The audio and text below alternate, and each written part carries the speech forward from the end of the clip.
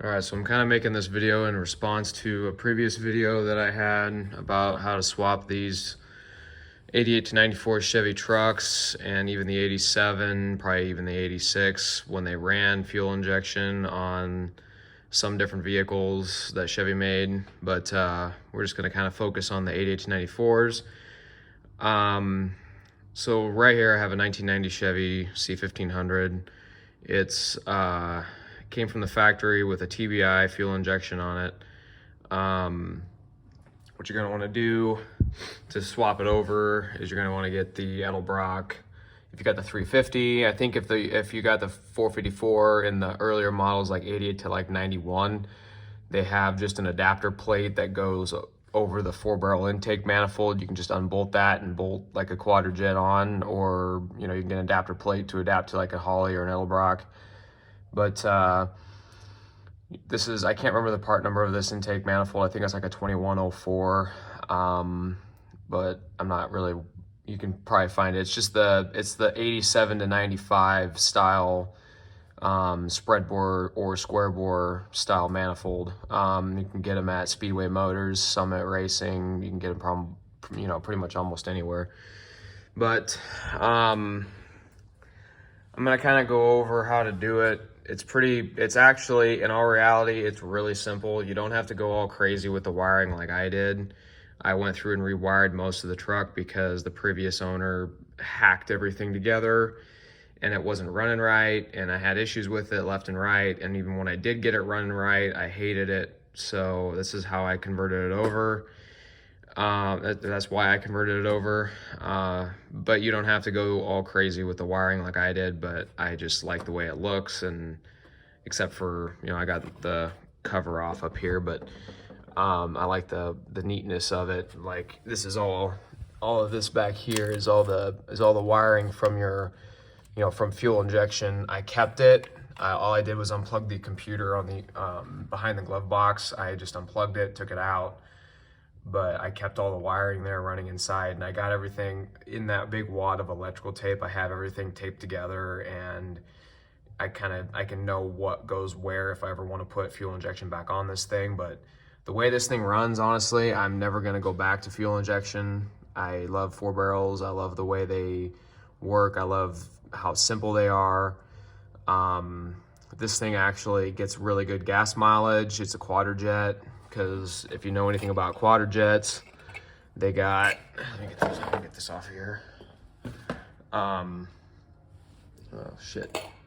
If you know anything about quadrajets, they got the smaller primaries and they got the large secondaries. So if you keep them out of the large secondaries, they actually get really good gas mileage. But yeah. So if you come over here, this is your relay for your fuel pump. There is a couple really good examples on how to wire that to make it work online. There's bunches of examples of like the wiring diagram where they show like what to cut and stuff, but don't mind this. This is for my light bar.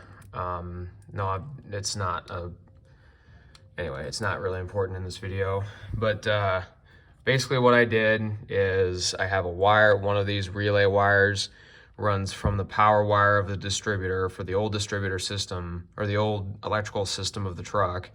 It runs from the power wire of that up to the relay, turns the relay on, and then it controls the power for my electric choke. It controls the power for the distributor, and it also jumps over here and controls the power for my relay.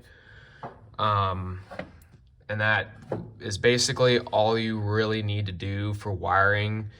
You don't need to go, like I said, you don't need to go crazy and put a relay in, but I just did it because I'm putting a lot bigger of a load on the system with having an electric choke and having a HEI distributor and running the relay. I know relays don't pull nothing for power, but it's still a load. I would much rather just put a relay in than run it all off that one wire.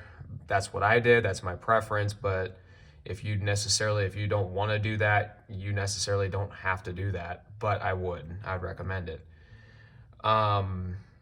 That's about it for the wiring on that. I left all of these wires back here are wires for sensors and stuff that are no longer existent. They're no longer there, basically. But I kept the wiring for them and I kept everything all labeled. So like I said before, if I wanted to put this thing back to fuel injection, I can. And it'll be a lot easier. But I actually there's a whole bunch of grounds that go up to the water neck that run along this cable right here. And I just moved them up here. And then I ran a thicker ground wire. This one right here, I can't see it. This one right here. I ran this wire down and then down there to the, you can't see it, but it's down there to the frame. And then I also got my big, you know, my block ground right there. And then I got the ground wire for the battery cable. So everything's grounded well. Everything works well. I don't have any major resistance issues. I mean, you're gonna have resistance no matter what, but it's not anything major. Like I said, I wanna go through and straighten all this wiring up a little bit, but there really isn't much more straightening you can do on wiring like this because it's such a small area you gotta fit wires in. It just you kind of have to do it how you do it. You just got to make it as neat as you can. Like I zip tied it right there. And then I got, this is for this little guy. And you know, everything, I kind of know where everything goes and what everything does. This just kind of just stays tucked up there. It's not really important. Like I said, it's for the light bar. Anyway, we'll get to this stuff in a minute. So over here, there really isn't anything you have to do over here necessarily. All I did on mine was I just ran, this is a wire for my tachometer. I put an aftermarket tachometer in, so I just took an old connector I got off of one of my, you know, few spare harnesses I have laying around. I took a connector off of it, so if I ever need to take this harness out, I can just unplug it versus cut wires and all that shit, you know. But if you go over here, this is a fuel pressure regulator. I think it's like a Holley, it's like a Street Avenger, Dominator. I don't know. It's one of Holley's fuel pressure regulators. It's like $100, but it's worth it. It's a return style regulator because you got your fuel coming in, you got your fuel pressure coming in, and then you got your return right down there. So these are the two lines that came up to the back of the TBI, and I just ran new high pressure fuel injection line. A little bit overkill because you're only running about 14 psi, but you know, it's better to be overkill than under, if you know what I mean. I just ran some fuel line down from it's above the transmission, so it doesn't get hot. You can kind of see it runs back. I got some heat wrap around it. It just runs down above the transmission, and then it jumps over. It just basically follows the same exact routing as it did from when it was factory. But yeah, and then I just dialed it down to whatever this thing likes, which I have it running at about 6.5 psi. And that's what this thing likes. I ran a mechanical fuel pump for a while when I didn't, because this block is actually bored for a pump. You can see it right down here. I ran a mechanical pump for a while, but if you know anything about old engines, mechanical pumps, if they sit for a while, the fuel starts to bleed back, and you gotta sit there and pump and pump and pump for it to suck fuel from all the way from the tank up to here. But yeah, and then as far as the pump goes in the back, the TBI pump, I didn't do anything different to it. It's all the way it was from the factory. It runs like it was from the factory. It cycles on, cycles off. It works perfectly fine. And then other wiring things, there's probably a few things I'm missing, but this will get you started. This will get you started on swapping it over. It's really not that hard. A lot of people make it sound so difficult, like it's oh, you better not do that, it's so difficult. It's really not that difficult. But anyway, I'm gonna kind of get into the transmission side of this now. I'm gonna say something before I do get into this. I don't know anything. I'm not gonna say I don't know anything, but I'm not very well experienced in transmissions. I've never torn one down and rebuilt one or anything like that. And I mean, I'll do anything with an engine. I'll tear an engine down, rebuild it, put it back together, drop it in a vehicle all day, every day. But when it comes to automatic transmissions, I don't mess with them. But this is what I found out from talking to people, reading forums, everything of the sort. So this being a 1990, it came with the 4L60 transmission. And the 4L60 transmission, the easiest way you can tell it's a 4L60 is it's got this TV cable right behind the spring. It's got this cable that runs down to it right here. Plus, it has this style of plug that plugs into the driver's side of the transmission. It just plugs in like that. And usually this plug is on the driver's side. I've never heard of it being on the passenger side, but I'm not going to say it's not possible, because I know there's going to be that one guy out there who will come at me and say, yeah, there is, because my truck's like that. So I'm just going to say it. I've never seen one that's plugged in, that's not plugged in on the passenger side. But yeah, this is the 4L60 plug. Okay, so this is the one that is without the E at the end. It is the hybrid between the 700R4 and the 4L60E. The 4L60E transmissions, same with 4L65, 70, 80, whatever, however many different numbers there are, they all have this style of plug, the 4L60E, the electronic style. And these are all for all your shift solenoids, all your lockups, and all that electronic crap that they have on the inside of them. This is for that. If you have this style of plug on your transmission, it's going to be quite a bit more difficult getting that transmission to work with a carbureted setup. From what I understand, you're going to have to run a external transmission controller for it, or Holley carburetors, which I absolutely dislike, and that's just my preference and that's my opinion, so nobody jump my shit for that. But I absolutely dislike Holley carburetors. I don't know, but they have a adapter plate that goes on around the choke housing that adapts for a throttle position sensor, so you are able to run a 4L60E. Now, if I was in that situation, I would honestly pull it out and get a 700R4. But if you don't want to do that, then I would start looking for getting a trans controller externally, because your computer of the truck controls how the transmission shifts if you have this style of plug. That's the easiest way to find out. And that's usually the 92 and a half, 93, 94 and up trucks that have this style of plug. That's what they have from what I've seen. But it's basically the same exact case as the 700R4 and the 4L60. And it's the same case all the way across the board. But except for the plug, like I said numerous times. Now, if you have this style of plug, like what I said, you can get this kit right here. It's a lockup kit. It's a kit from Painless. That's the part number right there, 60109. This is gonna run you about $100. I did not use this one. I mean, I took it out and started kind of playing with the wiring on it, but I did not use it or install it. But like I said, it comes with a vacuum switch, and it comes with a whole bunch of stuff in there. It comes with a new it's somewhere in there, right there. That little switch right there is a 4th gear switch that'll screw into your valve body, and then this is your lockup for your torque converter. And then this is your plug for your this is the plug that will plug into the original one on the truck, basically, is what I'm saying.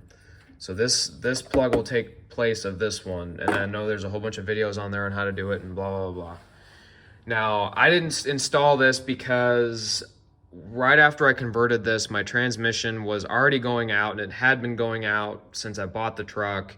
I was having issues with it slipping. I was having issues with just, everything across the board. I mean, it was it would rev up before it was falling into gear and blah, blah, blah, blah. I mean, you know the symptoms of a bad transmission if you know anything about cars.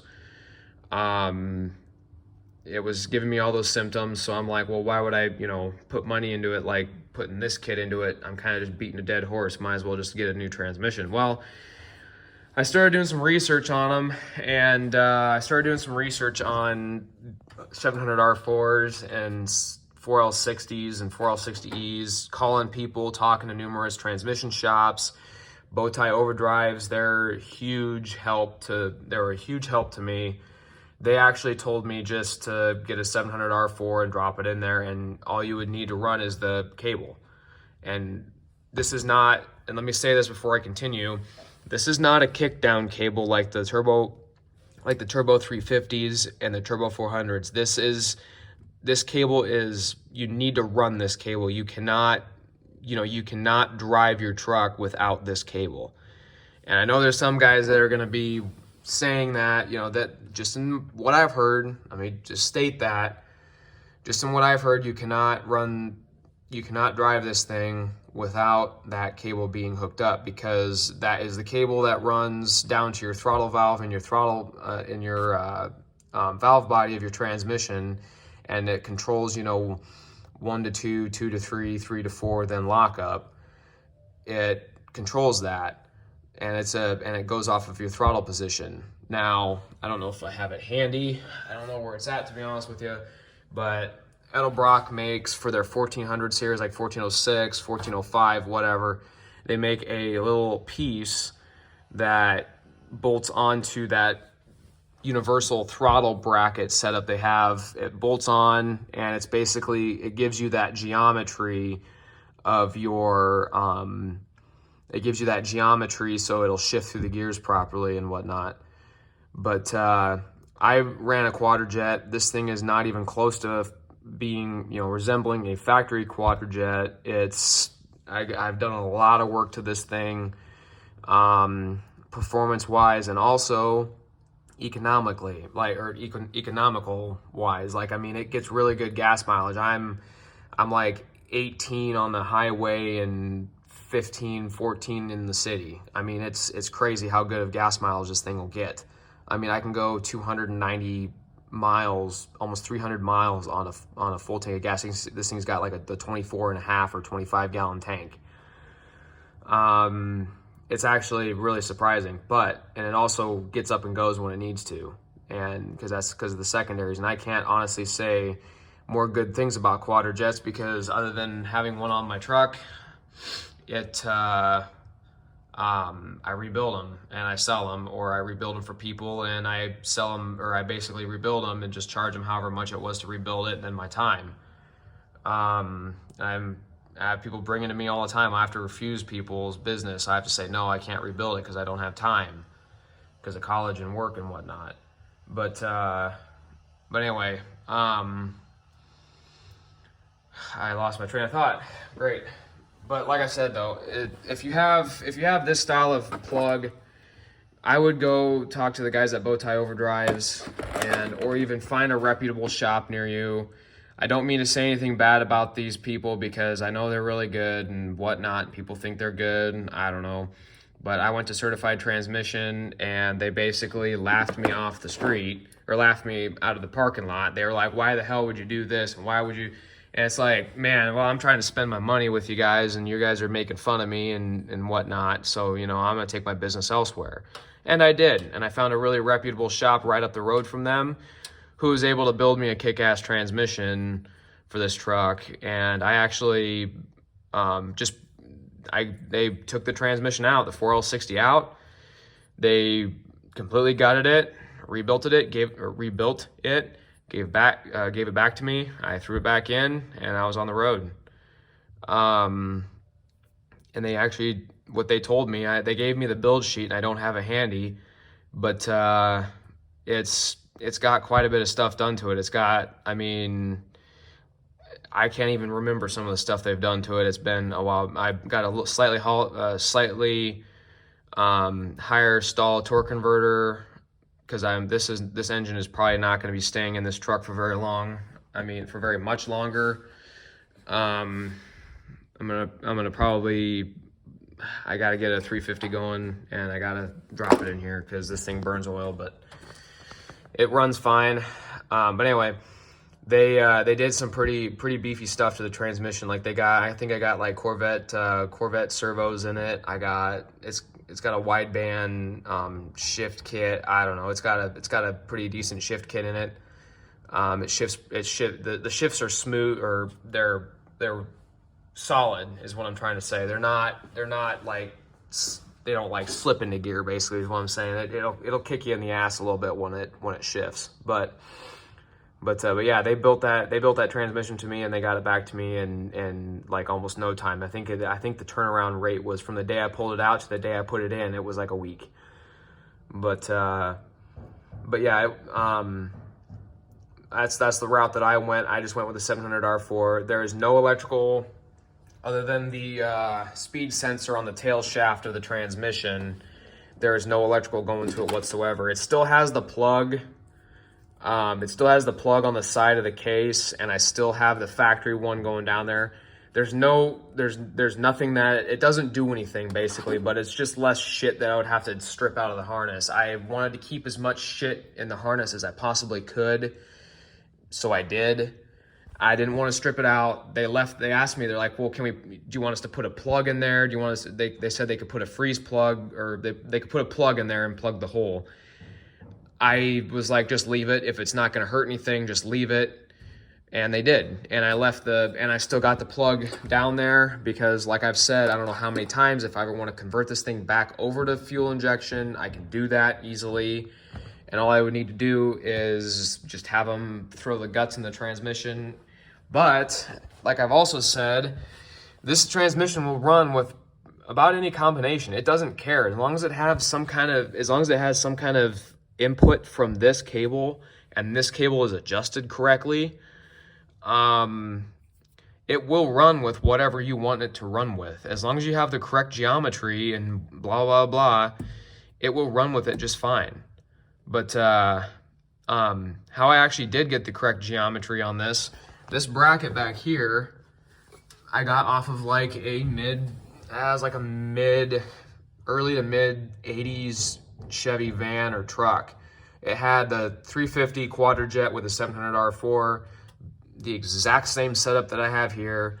I just pulled the bracket off at the junkyard and popped it on here, and it's fine, and it runs fine. It just worked with, and it just worked for what I needed it to do, and it still is working just fine. It shifts great, and it runs great, drives great. But yeah, I mean, I ran an Edelbrock on here for a while, and I ran it for about a week and a half to 2 weeks, and I didn't like it because I was getting about 12 miles to the gallon. And it's partly my fault because I didn't take much time to go through it and really get into it and really adjust stuff properly. But I just was like, screw it, I'm not going to worry about it. And I just threw a quadrijet on it, and I've been happy ever since. But anyway, I hope that kind of answers some of everybody's questions. And like I've said before, with the wiring wise, you really don't have to do a whole lot to get these things to run with a quadrijet or a carburetor in general. You don't have to do a whole lot. And if you're wondering why I'm running a vacuum accumulator, it's because it actually helps the brake booster, because this engine's worn out and it has vacuum issues. I'm at about 16 inches of mercury at idle. And this thing's got a pretty decent cam in it. It's just it's just a marine cam, and I didn't know it when I bought it. That's a whole nother story for another time. But it's got a cam in it, and it doesn't pull a whole lot of vacuum at idle because boats don't need a whole lot of vacuum at idle. So I just put a vacuum accumulator on to help the brake booster out so it doesn't kill the engine when I hit the brakes. And that's another story for another time. But this is what works for me. It runs great fuel mileage and everything. I can't say enough good things about putting a 4-barrel on these trucks. Yeah, if you got any questions, just comment them in the comment section. I hope you subscribe. I mean, I'm not on YouTube a whole lot and posting videos and stuff. I just like to help people out. I know there's going to be those keyboard commandos and shit out there saying you should have done this differently and you should have done that differently. This is what works for me. You may have a different option that works for you. Great, cool. Yeah, it doesn't make a difference. This is what works for me. I enjoy it. It drives great, runs great, sounds great, turns heads. People look at it at a car show because you don't see it a whole lot. You don't see this happening a whole lot. I love it. It runs fine. So, yeah. Like I said, if you got any questions, throw them down in the comment section. Yeah, don't worry about this over here. That I'm running an external solenoid for the starter. It's not a big, you can do that if you want. You don't have to. I don't really care either way. It works. The only reason I did that is because I was having issues with my solenoid wire. I was running a big block starter off of here, off of an earlier model. And before I put a different starter back on it.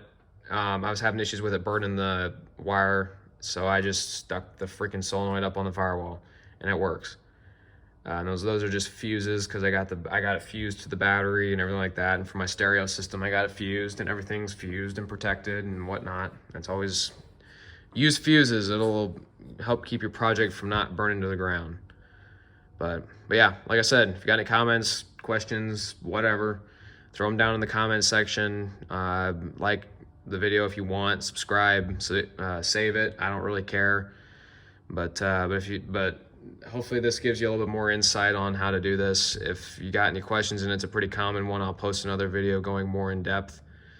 But yeah, like I said, I guess thanks for watching. Have a good day.